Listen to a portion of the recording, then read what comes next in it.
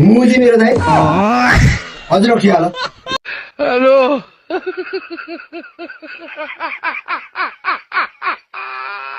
दाजु के गर्दै हुनुहुन्छ हौ के गर्नु भाइ आज पानी परेको हामी जाडो जाडो भएको थियो रक्सी खाँदैछु म त अहिले कस्तो खानु न खानु हल्केतिर खाने खासै खाने मन त थिएन अब भयो दाजु भयो अनि हाल्ने त्यति खान्छस् भयो दाजु मुखमा पानी आइहाल्छ नि किन त्यति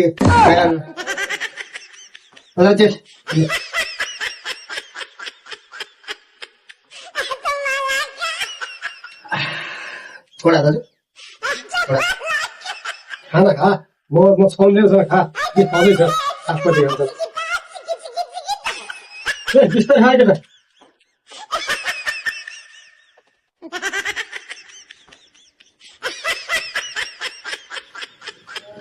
मासाले मेरो दाजु मेरो भाइ रक्सी खाइसकेपछि त नि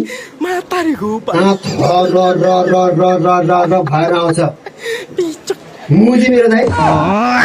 हजुर रक्सी हाल मलाई यसरी रक्सी नखाउ भन्दा भन्दै हारिहाल्यो मुजी मेरो दाइ